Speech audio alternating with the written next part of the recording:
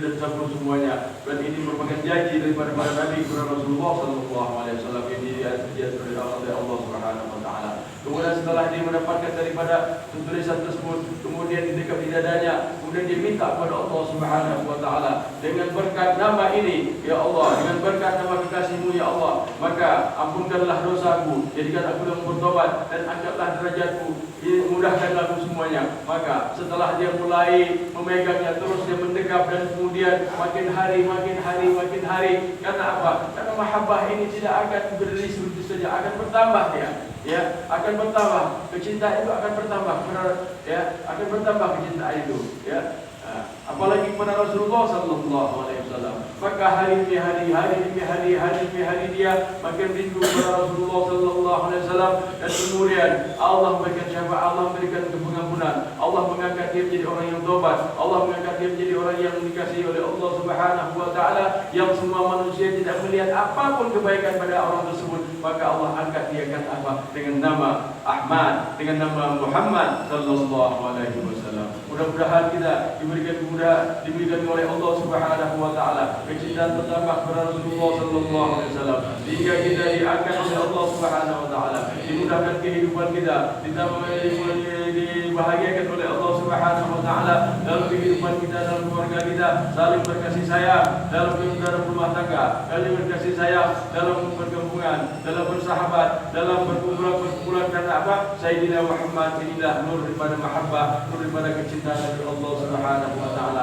Maka ketika nur ini kita pegang, nur ini kita ikuti. Bagaimana mengikuti mengikuti daripada Rasulullah Sallallahu Alaihi Wasallam, mengikuti akhlaknya, mengikuti yang diajarkan oleh Allah Subhanahu, taat pada Allah, taat pada Rasulullah Sallallahu Alaihi Wasallam, dan kemudian dengan akhlaknya, dengan jalannya daripada yang batin, daripada sifat-sifat mulia mengikuti pada Rasulullah, maka akan terciptakanlah nur mengalir pada seseorang tersebut, dan nur tersebut yang mengalir juga kepada keluarganya, mengalir pada teman-temannya, mengalir pada orang sekitarnya. Jadilah dia merupakan pengikut, jadilah dia mengikuti daripada Sayyidina Muhammad Sallallahu Alaihi Wasallam. Hakata ya ikhwan, inilah jalan hidup kita. Jangan kita lewatkan daripada umur kita, kesempatan kita, daripada kemudahan-kemudahan yang Allah berikan dengan apa? Dengan mendekatkan daripada qurbu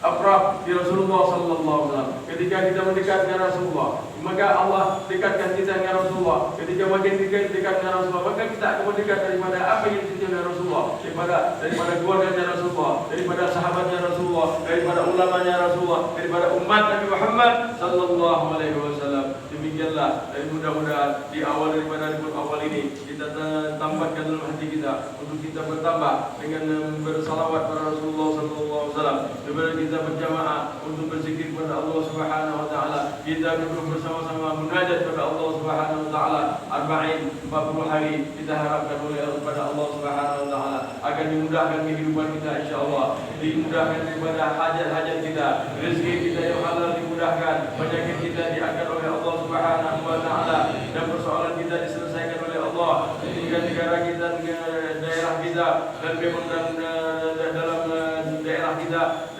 terutama khusus di Aceh dan semuanya muslim-muslimat dimudahkan oleh Allah Subhanahu Wa Taala, dan kita taat, kita kuat memegang daripada kalimat la ilaha illallah Muhammadur Rasulullah sallallahu alaihi wasallam wa ta'ala anna ya arhamar rahimin ya arhamar rahimin. Demikianlah daripada dasar untuk kita semuanya, bersama-sama memberikan kita kemudahan oleh Allah Subhanahu Wa Taala. Dan saya mohon maaf ada bila kata kepada para habaib dan penduduk sekalian. Wabillahi taufiq wal hidayah. Wassalamualaikum warahmatullahi wabarakatuh.